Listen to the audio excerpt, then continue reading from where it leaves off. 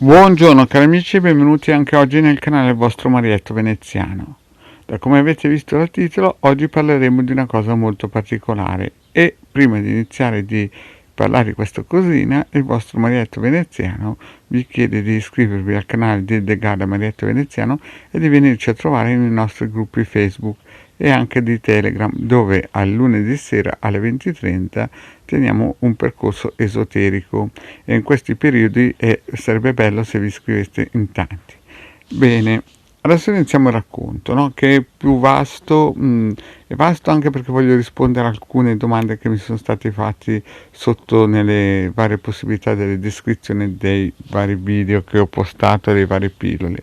Ma prima di tutto voglio dirvi un po' la genesi di questa divulgazione del vostro Marietto.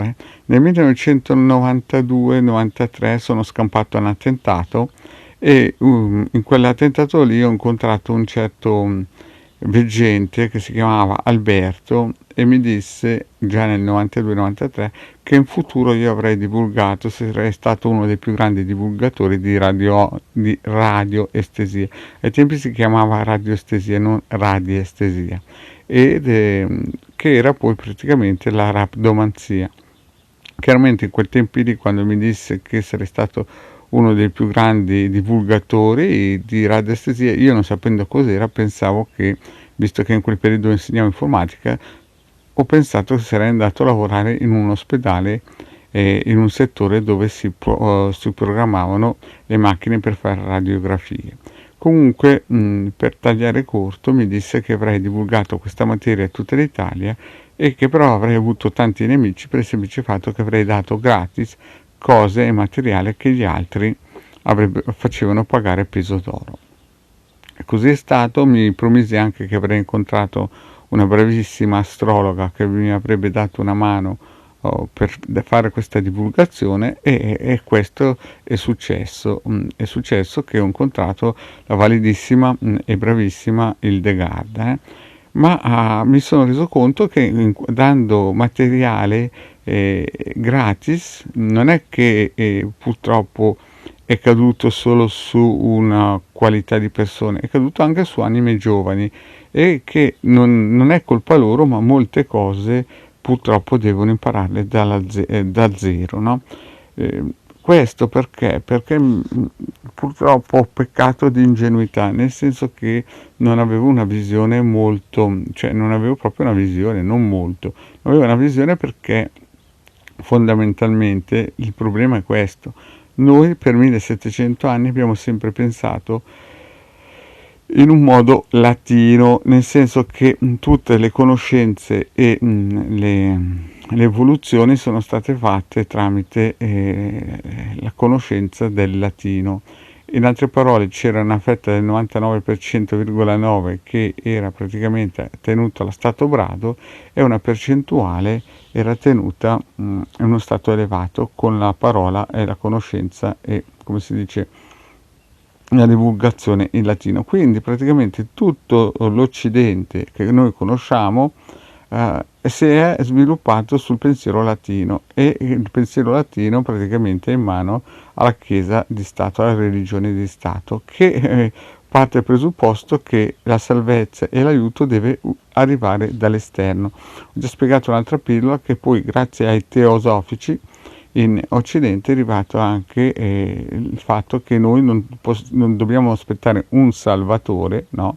un quinto livello, un Cristo, non dobbiamo aspettare qualcuno che viene dal di fuori, ma dobbiamo cercarlo all'interno.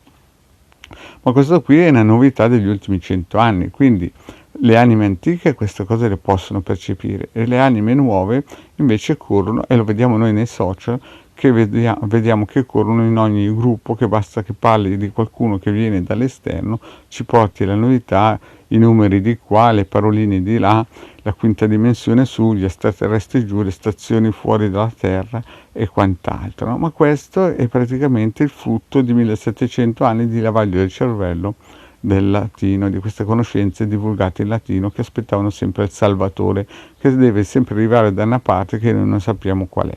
Nella realtà la salvezza è all'interno di noi. E qui infatti ho notato che nelle mie divulgazioni ho fatto degli errori molto importanti.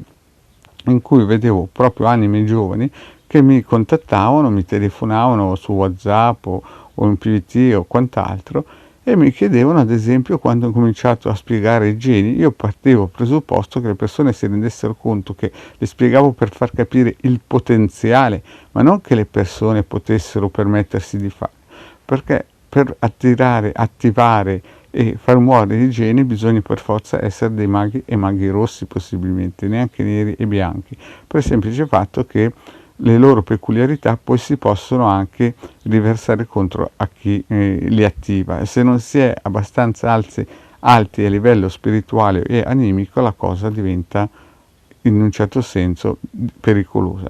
Ma lì ho peccato un po' di ingenuità perché proprio non mi sono reso conto che purtroppo i miei video non li vedono solo anime antiche, ma anche anime fresche, giovani, un pochettino ingenue, no? E sempre un pochettino anche sotto l'influsso di questa cultura strisciante latina. Poi voglio rispondere anche ad altre domande, tipo, ad esempio, quella che a me mi ha un po' colpito in gioventù è stato quando